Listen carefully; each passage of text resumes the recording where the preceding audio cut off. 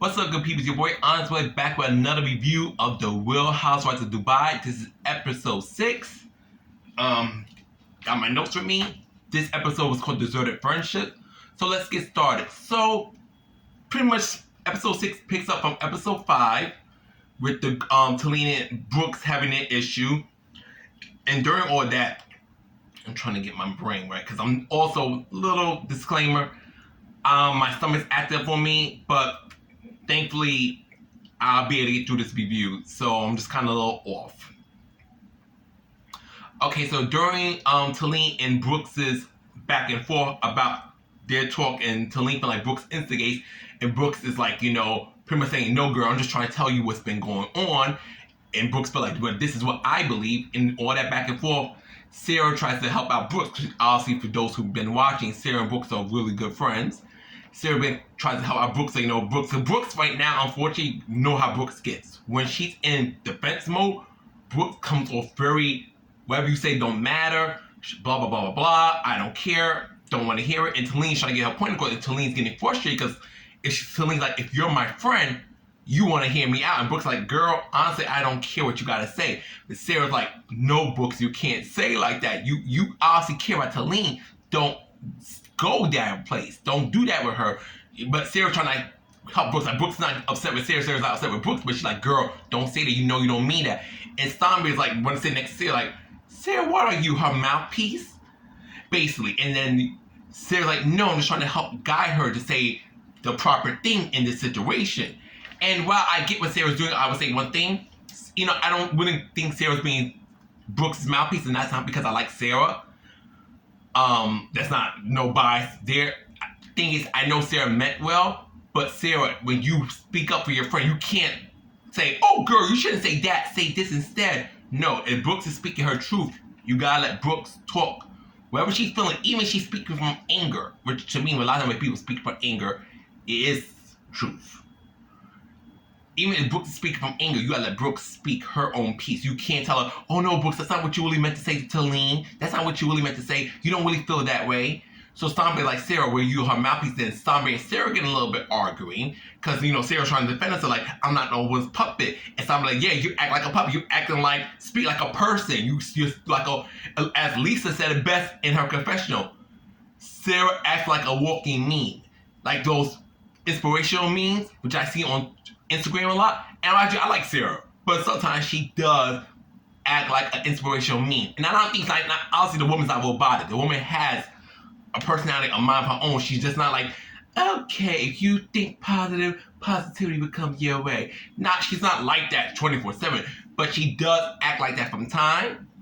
And it's like, Sarah, we know you can come from a good place, but that behavior right now is grating, it's annoying. It's like when you're always upset. It's like when you, like, let's say, and for me, I play fighting games. So it'd be like the equivalent of, I just got my butt kicked playing Tekken 8 online.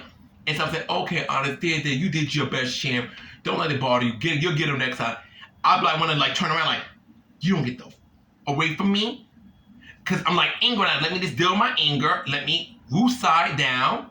And then, cool, but don't try to calm me down when I'm already amped, when I'm already annoyed, because your talk is going to make me more annoyed. And sorry for going on that tangent, let's get back on topic. I just want to give that example.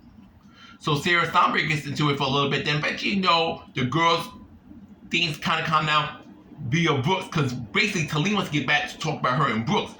Brooks don't give a rat's ass about that conversation no more. And honestly, while I get Talene's point, Talene, and I like Talene, I like all the girls in their own way. This season right here, I have my favorites, Lisa, Stanberry, and Sarah, but I like all the girls this season. But Talene, you made your point. Brooks ain't even trying to hear you. When Brooks told you, well, I don't care. Well, no, now I don't care. Well, that's fine. Once Brooks said that to you, which was from the last episode, you know, they did show in episode 6 as well, that should have been your cue that stopped this conversation. Brooks don't want to talk about it. Maybe try again, one-on-one, maybe another time, but not this moment. Then Brooks wants to pull Sarah and Lisa to her side, because she's going to, which I'm going to tell you exactly why. First and foremost, I don't care what Brooks says. Brooks didn't want to deal with Talene no more. Not, you know, I was saying she's the, Brooks, that was Brooks's more polite way of telling Talene, girl, shut the fuck up. I don't care what you're saying. I don't. So, but said Brooks didn't want to say it like that at the table because that'd be a little bit too harsh. So she pulled Sarah and Lisa to the side. Now, she didn't pull them aside for nothing. She didn't pull them aside for nothing. You know, part of the reason was to stop dealing with the Talene. But she tells Sarah and Lisa, hey, Ayan said about the other day, when remember Ramadan, when Ayan, Brooks, Saba, and Sarah, and Akin, I thought his name was Akin, it's actually Akin, A-K-I-N. Thank God Sharty spelled how it's spelled correctly. I was thinking Akin. Anyways, that's when Sarah made a comment about Lisa's family, like Lisa's been under a lot of stress. Honestly, I don't think Sarah meant any harm by that. They come a little messy at the time, but I don't think Sarah meant vitriol. But I think they could have been phrased better. Because, you know, my last review, I did think she was being messy a little bit. I thought she was being a little messy. But now I'm looking at it like, not only Sarah was being messy, I just think that the timing, the delivery could have been better. Because Ayan took it the way I took it. I'm like, girl, you're trying to be a little messy. So Ayan told Lisa about it, and Lisa got offended because even though Rich and Lisa are personally good, due to Lisa take care of Mina Will as her business expands, being a mother to her 3 beautiful boys, and take care of her mom, not really take care of her mom directly, but you know, with her mom's stuff, and in life in general. Lisa's been busy because one of the things Lisa tells Ayan when they have to sit down a little after the scene at the desert, she's like, Rich asked me for sex the other night, and I'm like, Rich, I'm tired. And I like to say, my own thing is, what I do, so I don't sound misogynistic when I say this, because I don't want people thinking, oh, you're married, you're supposed to say, no, you're allowed to be tired. You're allowed. But I would say, doesn't matter if it's a gay couple, a lesbian couple, or a heterosexual couple. And also bi or other stuff falls into this too. Sex is something your partner should not beg for. Not often. Sometimes you guys are like, look, man, I'm tired of a long day at work. I don't feel like going I don't feel like you putting it in my JJ, or if you're a guy putting it in my booty. No, I'm tired. But if it's like to the point where your spouse like, oh, babe, I'm in the mood tonight. You're like, nah, I'm going to pass. Oh, babe, you think tonight's going to be good for me? You to have some fun? Honey, I just got done putting the kids in the shower, got them ready for bed for school tomorrow. I'm sorry. Can we rain check? I promise. We'll have our time. And he's like, okay, you know, understandable. Let it go. Oh, honey, this is a bad day. My back's kind of sore. You know, and mind you, this is not her making excuses. But I'm just making examples. These are not excuses because I want women to feel like, well, shoot, if I got a broken leg and my husband wants some action, I got to do it anyways. No. But I'm saying if you don't make that quality time, it kind of, I don't know how to say this without sounding weird, but I do think sex is a big part of any good relationship. Now, do you have it every day? Hell no. Nor I think you should. Because you only can enjoy your partner when you're freaking them. What's the point? You should either watch TV with them, read a book with them, listen to music, just cuddle sometimes. Don't have to even get to know hanky-panky. But if it's to the point where you're like so busy, this goes for men too, because they want the action. The guy's like, look, honey, I'm tired. I had a long day at the office dealing with these employees of mine. Honey, can I promise I'm going to give it to you good. Just give me a few days. And then she's like, okay. And then a few days later, he's still with the same excuse. Not that it's not valid. It's just like, it's frustrating. Because, well, there's never no excuse to cheat. When your partner's not getting it from you, you do risk the potential of them trying to get it from somewhere else. And it's not your fault they cheated. It's just the fact because at the end of the day, cheater, you made your own choice. But it didn't help, if that's what I'm saying, pretty much. So Lisa's a little worried about that, and she also, because her mom tells her, you never know. Especially because Lisa's dad cheated on her mom. So Lisa's always got in the back of her mind, something can go south, she gotta be ready for it.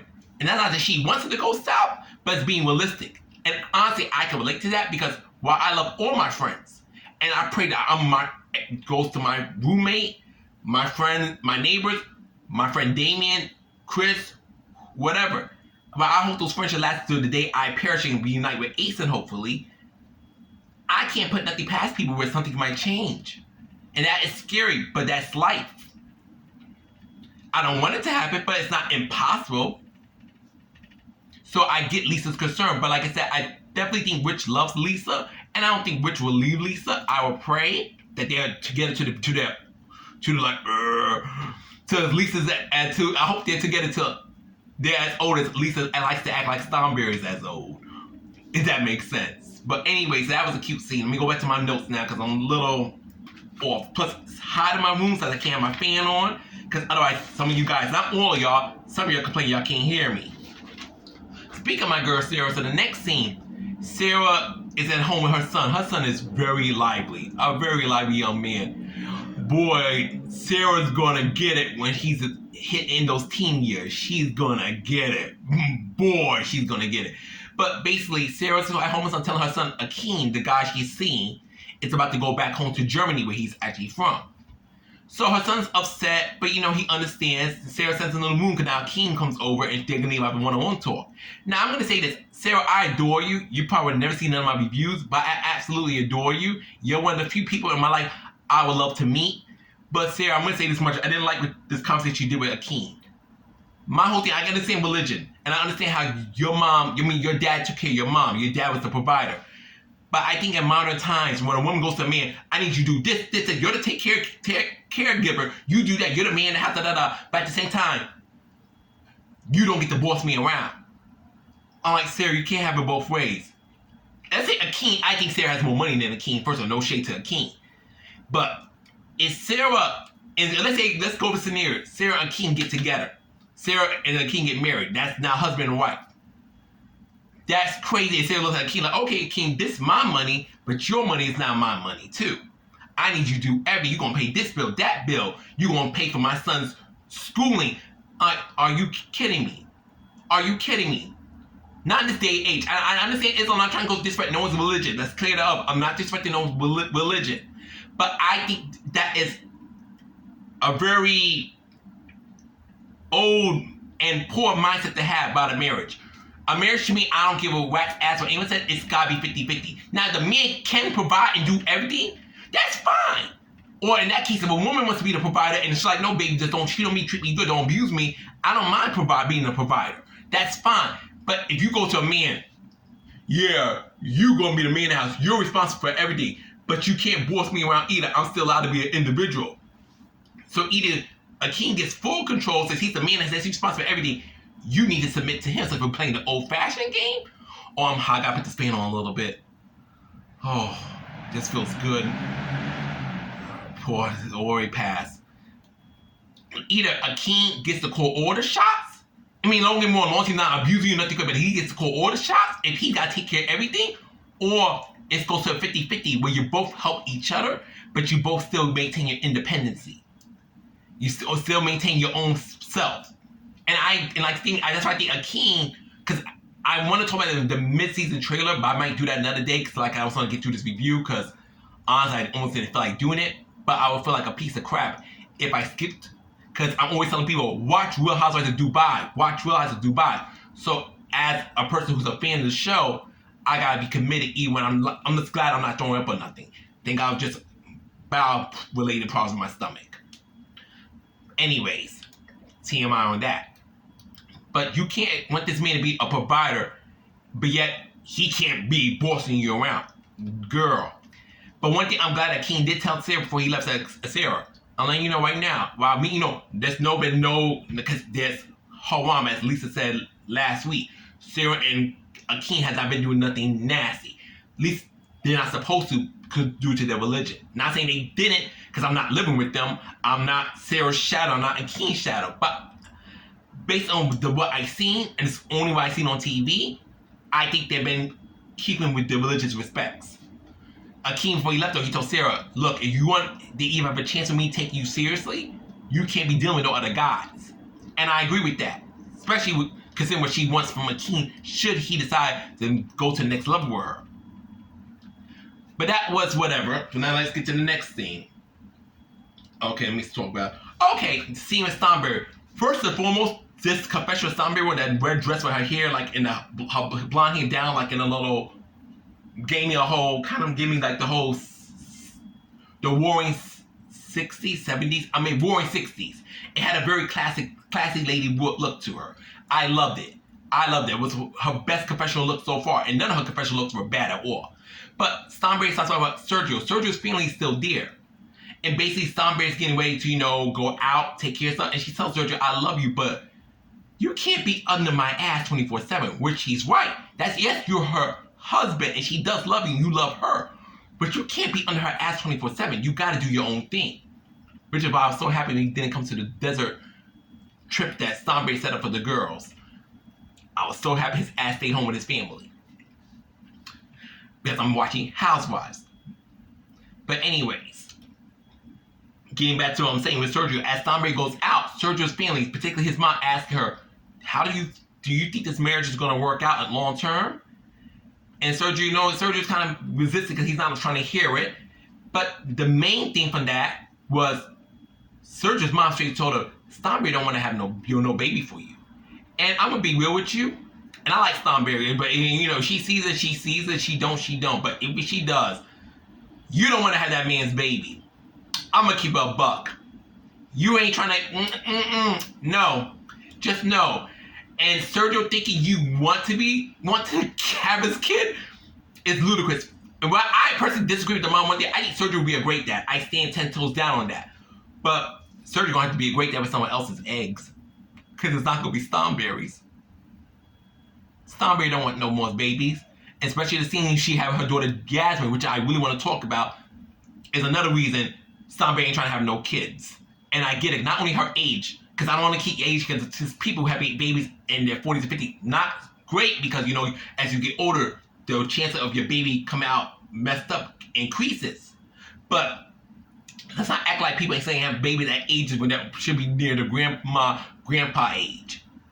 But that's their business, not mine. So basically, Sergio's mom hey, his family concerned, but I agree. I'm glad his family ain't blind, and I'm glad his mom, especially mothers, be knowing. His mom baby, your wife does not want to have that baby. And Sergio ain't really happy to hear that, but he needed to hear that. Let me go through my notes because I'm kind of getting tired. I really want to wrap this up, but I'm going to try and do this right. Ayan also speaks. There's a scene with Ayan. I'm going to rush through this. I love Ayan, but it wasn't really much I feel like talking about here. Ayan, also I'm going to go back to kind of lost track. Back when Brooks pulled Sarah and Lisa to the side, after Sarah and Lisa had their talk, they spoke to Ayan. Ayan felt that Sarah said it in a messy way, as I mentioned earlier. Sarah said she did not. But Ayan felt that way, and Lisa ultimately sided with Ayan. Because that's her girl, until later this season. But anyway, Ayan speaks to her sister, and her big sister Ifra, and she invites her sister to come to Dubai to get ready for her event, which is Ayan Beauty. That's going to be an amazing event, because Ayan is very over the top. Some people might say it's too much, but at certain times, it's very good to be over the top, and doing an event for the opening your makeup company is the time to be over the top. Okay, so that's that. Speaking of people talk to their family, Brooks' mother, her mother name's Maria. Maria comes over to Dubai. She comes over every year.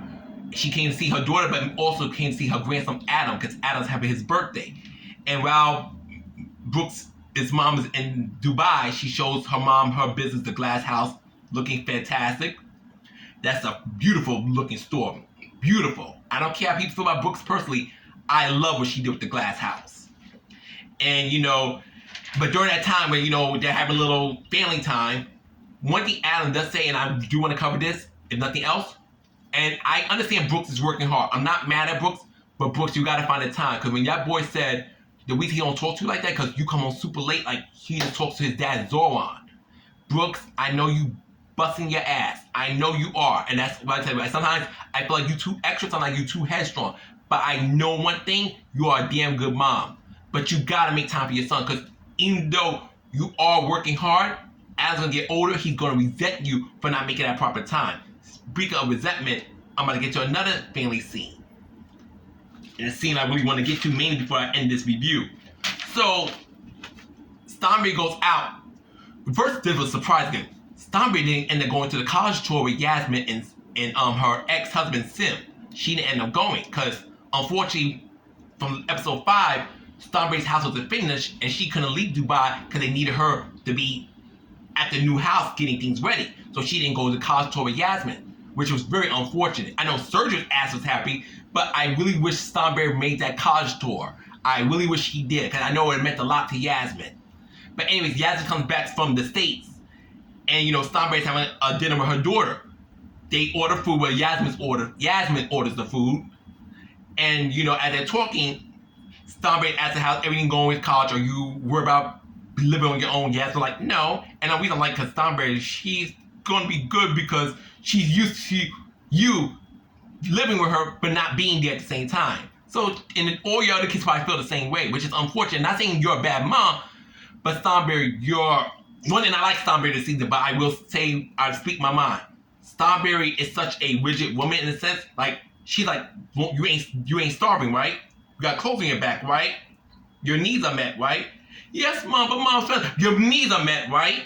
You good, right? Nothing wrong with you, not sick. You're not a broken bone. No one's trying to hurt you, right? None of that. Yeah, but mom, about quiet time. You look, I'm busy. I don't know about that quiet time thing. The rest of you good though, right? So yeah, so during that time, and another issue that came up, Yasmin's not feeling Sergio. I can tell that right away, but especially as Starberry explains the timeline, I get it. Because I don't, like I said, I did not watch Ladies in London. I was still teenage years. I was into Pokemon more at that time. Still am, but much more during that time. Starberry was about to divorce Sim. By the time she divorced Sim, she met Sergio. Sergio at the time was just her boo thing. But once she knew her and Sim were over, she moved Sergio in. COVID happened, which we all experienced. Sergio got locked in longer. They were going to get married, but I guess things moved faster. And thing is, Yasmin is at the age now. Like, that's what I mean. That's the reason my mom and dad can never really get remarried. Even though my mom were to get married. There's only two guys. I'm not going to say their names because it's going to be weird. And I don't want people in my family business like that, especially if it's not my business directly. That I'll be cool my mom married. But otherwise, I want my mom to stay single for the rest of her days. And my dad, you have multiple marriages. Stay single for the rest of your days, too. But Yasmin is at the age in particular. I'm pretty sure, I don't know the age of Starberry's other kids, but Yasmin's at the age where she knows Sergio ain't her dad. At this point, that's mom's boyfriend, mom's husband. That's mom's husband. Yeah, I respect him to a degree, but that motherfucker better not tell me what to do because you not Sim. Sim is my dad. You are mom's husband, and know your lane. And the problem is when sometimes when Starberry is correcting her children, you know, as any parent does, because children makes mistakes, Serge likes to interject himself, and that's when Yasmin gets really pissy, because like, okay, that's my mom. She gonna rectify me? Fine. Motherfucker, don't you say a word to me. And then, you know, that causes another issue, and then instead of Starberry take up for her kids, she takes up for Sergio, and that hurts Yasmin's feelings, and I guess the other kids as well. But mainly focusing on Yasmin. And she doesn't like that. And my thing is this. Well, Starberry made a great point about step-parents. She really did. Those are your kids. I ain't never backing no one else where I'm backing my kids. I'm sorry. And then one thing, that's another thing. I'm gay, so I don't have kids, and I were to get married, get with a guy, I would most likely get with a guy who has kids. He's bisexual, or he just found that he was gay much later, but he had a baby with a woman. I would respect it, but I know I'm always going to be second to his kid. Now, as long as the kid respects me, treats me right, and they, you know, that's good enough for me. But I would never go in someone's life knowing they have a kid and expecting to be just as important. Yes, I know they love me, but I'm not going to go in there like, oh yeah, it's me or your kid. You better choose your kid every time. Unless your kid is 100% wrong. Even then, I would say, depending on the situation, always choose your kid. So I definitely understood Yasmin's sadness when it came to the whole Sergio thing and her not viewing Sergio and hating that her mom backed Sergio up so much. But Starberry makes a point that a lot of times step-parents feel like the odd man out, or a woman, stepmom, feels like the odd woman out. But you knew going into a relationship, it's going to take time for you to earn those kids' admiration for you and potentially love. Now, when you come a stepmom to young kids, it's easier because they grow up with you. But when you come a step-parent, or a step-parent in general, but when you come a step-parent to a kid that's pretty much about to reach adulthood, that's next to impossible to get that child to really, really respect you. Motherfucker, they already know who their dad is. They're halfway grown. As long as your two are respectable to one another, that should be good enough. But let's wrap this up because I'm getting tired. I want my camera to do the stupid thing because I'm not doing this again. Okay, so finally, last scene is Alan's birthday. And I'm going to skim over the Talin's doggy passed away. I feel bad about her dog passed away, but I got to get to the end of this. And maybe another time I'll talk about it. Adam's birthday, Brooks' son, for those who have not been keeping up. Adam's birthday, people who come over to the birthdays, Lisa, Sarah. Ayan was invited, but Ayan had to go pick up her sister, her family, to get ready for her show. So Ayan couldn't come. She did not that she didn't want to come, not that she wasn't invited. She just couldn't. She can't be two places at once. So Ayan didn't come. Starberry and Brooks are not talking, so that's common sense. And while Brooks alleges that she invited Talene through one of her assistants, I'm gonna say this much: Brooks, no, you didn't. No, you didn't. Once you and Talene had that falling out, Talene came on your shit list. Because once you started to realize Talene and Starberry getting a lot closer and building their friendship, Talene fell on your doo-doo list. So no, you didn't resend it directly, but you made sure that Talene kind of got the hint you're not invited. Meanwhile, Starberry's at Talene's house, you know, coming over, saying hello to Talene's husband, Wafi, the sexy Wafi. And everybody like that, and they're very cute. Saying, I do love Starberry's friendship with Talene. I really do. I hate that how Talene and Brooks' friendship is over, but I do like Starberry's friendship with Talene. I really do. But anyways, as you know, Starberry comes to pay some respects to Talene's doggy. The girls start talking about Brooks, and you know how they like, you know, Brooks is just a shit starter. Da da da da da. She's problematic, and you know, and Talene's not realizing maybe Brooks was not the friend I thought she was.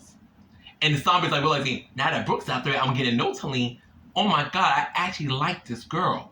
I actually genuinely like this girl. Meanwhile, back at Adam's birthday, Sarah and Brooks are talking about Starberry and Talene, saying pretty much that Talene pretty much dropped Brooks to be Starberry's friend, and now, you know, they're trying to parade their friendship in Brooks' face to get a reaction out of Brooks. And Brooks is like, you know what, Sarah? Let them do that. And let Talene think Starberry her friend, because sooner or later, Starberry gonna show her true colors to Talene, and that's gonna be her own mess of its own, and Brooks will be like, I told you so.